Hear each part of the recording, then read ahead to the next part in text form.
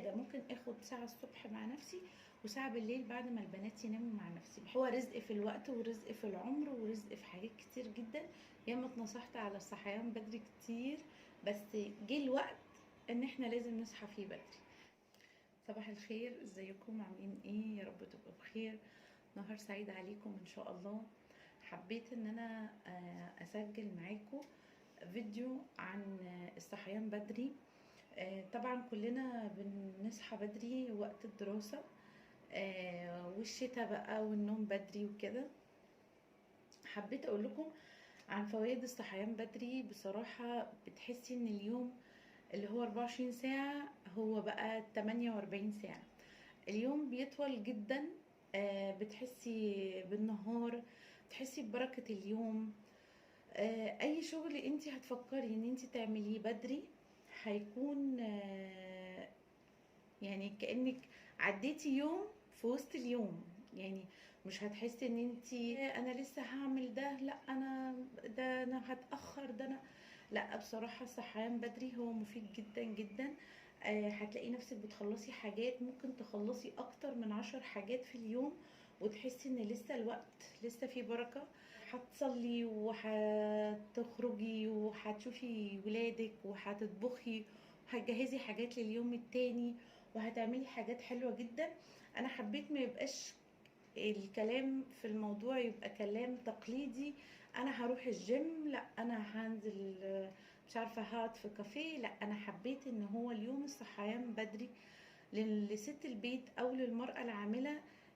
طبعا بيختلف كتير جدا للمرأة العاملة، لكن لربة المنزل هيكون الصحيان بالحياة التقليدية بتاعتنا. مش عايزة اقول لكم اصل بند واحد، لا بند اتنين، لا بند تلاتة، لا احنا هنعمل كذا ومش هنعمل كذا وكل الكلام ده. انا حبيت يكون هو فيديو خفيف من حياتنا الاساسية، اللي هو انتي بتصحي الصبح بدري، بتصحي بناتك او بتصحي ولادك للمدرسة، بتعملي السندوتشات بتاعتهم، بتنزليهم على المدرسة، تبتدي تشوفي يومك. يعني هو الموضوع في الصحيان بدري هو صعب مش سهل. يعني الصحيان بدري هو صعب مش سهل لو انت بتنامي متأخر. يعني انا عن نفسي كنت بنام متأخر جدا، وكنت ممكن ان انا اطبق يومين وثلاثة ورا بعض. لما الحياة الدراسية دخلت علينا ابتديت ان انا مرة بقى سنة انزل بنتي وارجع انام تاني وارجع اجيبها من المدرسة. فكان ما كنتش بحس فيه بركة خالص خالص في اليوم بصراحة. يعني لما اصحى مثلا، لما انزل بنتي على المدرسة وارجع انام وارجع اصحى تاني واشوف الاكل، كان اليوم بيخلص وانا لسه ما خلصتش المهام الاساسية، اللي هو هطبخ، هنشر، هروق البيت. كل ده كنت بعمله وكان بيعدي عليا المغرب وانا كمان لسه ما خلصتش كل امور البيت. لكن بصراحة الصحيان بدري هو حلو جدا ومفيد للصحة، وبتنجزي فيه امور كتير جدا. مثلا انا الصحيان البدري بيخليكي مضطرة ان انت تنامي بدري. يعني تيجي على الساعة 10 واقصى حاجة 11 بتبقي خلاص مش قادرة. بيخليكي تعملي حاجات كتير جدا. بصراحة ليه فوائد حلوة قوي. بتحاولي تستمتعي بيومك. الاستمتاع باليوم دوت شيء حلو جدا. شيء بيخليكي كده عندك نشاط وتفكير لحاجات كتير. خليهم بقى ان هم ينزلوا وبطمن عليهم، وبعدين ببتدي ان انا مثلا اصلي. يعني مثلا ممكن اصلي ركعتين وبعد كده اخد ايه بقى اذكار الصباح، اسبح. بصراحة هو صحيان بدري هو شيء ممتع، يعني ده لا جدال عليه. الشيخ الشعراوي اتكلم عليه، رسولنا الكريم اتكلم عليه وقال اللهم بارك لأمتي في بكورها. بصراحة الصحيان بدري حلو حلو حلو, حلو. ان انا ممكن انزل البنات الصبح بدري واشوف انا مهامي. يعني ممكن اريح شوية لكن ما نمش. بقيت بحاول ان انا ما نمش بعد ما هم ينزلوا. كمان اليوم بيكون كله بركة، واليوم بيكون كله راحة وتفاؤل لما انت تصحي الصبح بدري وتخلصي كل مهامك، من صلاة وتسابيح وأذكار الصباح، وتشوفي مثلا من بالليل انت هتعملي أكل ايه وتقومي تحطيه على النار وتخلصي. بكل امانه ممكن تبقي على الساعه 11 12 خلصتي كل الاكل وقفلتي عليه، وده اللي بيحصل معايا. ممكن اقفل على اكلي الساعه 12 الظهر واكون خلصته خلاص، الا اذا حصل اي حاجه، ممكن ما يعني يحصل اي ظروف ما اقدرش ان انا اخلص الاكل بدري. حبيت كمان ان انا يكون دايما معايا ورقه وقلم، بحيث ان انا ارتب افكاري. انا هعمل ايه، هناكل ايه، ايه اللي انا هعمله على مدار اليوم، ايه اللي انا ممكن اكتب 10 حاجات. معلش بقى انا اسفه على صوت المدرسه. ممكن اعمل 10 حاجات وما اعملش منهم مثلا غير 6 مهام. طيب ايه ال6 مهام اللي انا عملتهم؟ ممكن اخلي دايما يومي انا مستفيده منه. مثلا في يوم انا هنزل الصبح فيه مثلا بدري، عندي مشوار هعمله، مثلا خارجه مع صحابي، هفطر بره، هيكون باقي اليوم طويل. هتحسي ان اليوم طويل، على العلم ان اليوم ده هو اللي انت كنتي بتضيعيه في النوم. النوم علينا حق، ولازم ان احنا هننام، وزي ما ربنا قال لنا ان احنا ننام بالليل ونصحى بالنهار. فعلا من اصح الحاجه للجسم ان احنا ننام بالليل ونصحى بالنهار، وندي جسمنا وقت وفرصه انه يرتاح. هو ليه علينا حق ان هو يرتاح. الصحيان بدري هو مش اجبار ولا بالاكراه. طبعا لكل ام حامل او اللي عندها بيبي، انا بحب ان انا اطبطب عليها. الام دي محتاجه للراحه التامه. ليلها بيبقى نهار ونهارها بيبقى ليل، وبتبقى حياتها كلها متلخبطه جدا.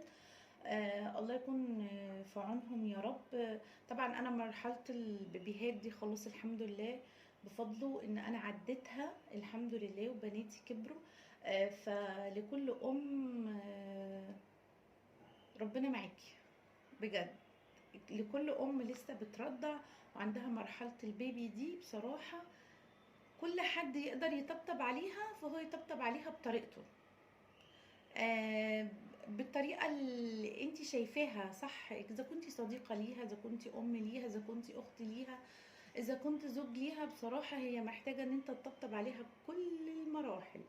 طبعا موضوع الولاده والرضاعه والتربيه والصحيان وعدم النوم ده كله في حد ذاته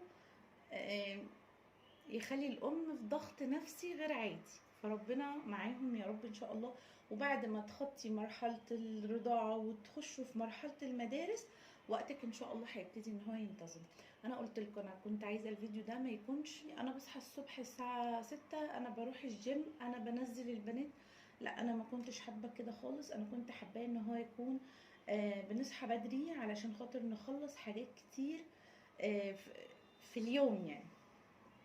تمام، زي ما احنا لازم نكون عندنا اي ورقه وقلم نبتدي نكتب فيها كل المهام اللي احنا عايزين نعملها.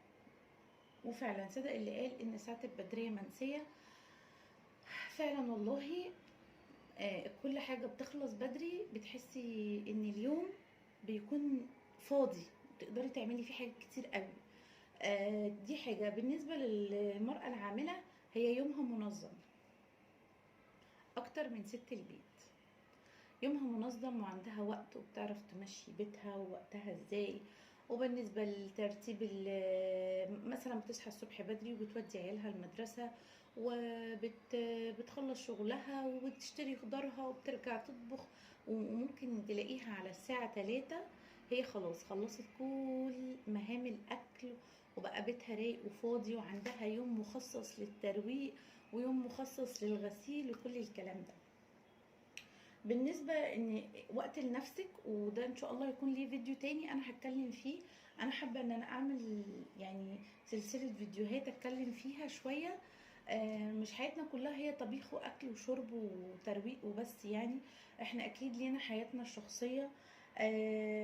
انا عن نفسي بقيت بحب اقعد وقت مع نفسي، بمعنى ان انا الصبح وبنيتي مثلا في المدرسه ده عندي وقت قعدته مع نفسي قضيته زي ما انا عايزه. هل انا دماغي ان انا عايزه اقعد بس وما اتكلمش مع حد، وده فعلا بيحصل، ولا انا عايزه عندي مهام وعايزه تخلص. في حاجات كتير ممكن اخرج، ممكن طبعا انا في مكان ما عنديش فيه صحاب خالص، فبعتبركم ان انتوا صحابي وبقعد اتكلم معاكم. ما عنديش فيه صحاب ولا قرايب ولا اخوات ولا اي حاجه.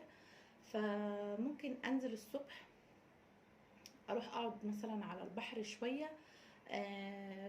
بحب اقعد قدامه كده واتامل فيه بس، وما بتكلمش خالص. اخد ساعه الصبح مع نفسي وساعه بالليل بعد ما البنات يناموا مع نفسي. بحب اسكت خالص، بحب افضل قاعده ساكته ما بتكلمش. ممكن ابقى قاعده حاطه ايدي كده على خدي بس فعلا مش بتكلم خالص. في بقى خطوه اساسيه، يعني اتمنى ان كلنا نقدر عليها ونعملها. الخطوة الأساسية بالنسبة لي إن أنا بقيت بحاول، يعني بصراحة الموبايلات خدتنا من الحياة الأسرية كلنا. بمعنى إن دلوقتي ما عادش فيه وقت نقعد، والحياة بقى رتمها سريع جدا جدا جدا. يعني مثلا دلوقتي مثلا البنات ترجع من المدرسة عندها واجبات، تتغدى، تذاكر، فبيبقى في رتم للحياة سريع جدا. انا بتمنى ان من كل ام حتى لو ساعة تقدري تسحبي الموبايلات وتقعدوا شوية مع بعض، تسمعيهم، تتكلموا، تشوفي ايه دماغهم، تشوفي عملوا ايه في المدرسة. ممكن مثلا لو في وقت بقى فاضي مثلا، بس مش اليوم الدراسي المشحوم قوي ده، ممكن نقعد شوية مع بعض نلعب كوتشينة، ممكن نلعب عليدو، نلعب اي حاجة، بحيث يكون مش كل الوقت هو مذاكرة ومدرسة يعني اوقات كده الواحد بيحس ان في لخبطة حصلت، يعني اليوم مشي وعدى بس ما لحقناش ان احنا نقعد مع بعض. ممكن نقعد كمان مع بعض شوية بالليل قبل ما ننام. نعودهم ان هم يقولوا الاذكار الصبح والاذكار بالليل. نعودهم على عادات كتير جدا. نحاول بقدر الامكان نعودهم على الصلاة، وده شيء مهم ان هم يكون ليهم وقت لنفسهم. مثلا قبل ما تنام هتقول الاذكار، هتغسل سنانها، هتصلي، وراها حاجة هتعملها، اي حاجة. يا رب يكون الفيديو عجبكم وقدرتوا ان انتوا تستفادوا منه. صدقوني صحيان بدري هو رزق فعلا، هو رزق في الوقت ورزق في العمر ورزق في حاجات كتير جدا. ياما اتنصحت على الصحيان بدري كتير، بس جه الوقت ان احنا لازم نصحى فيه بدري. يا رب يكون الفيديو عجبكم يا رب، واقول لكم السلام عليكم ورحمة الله وبركاته.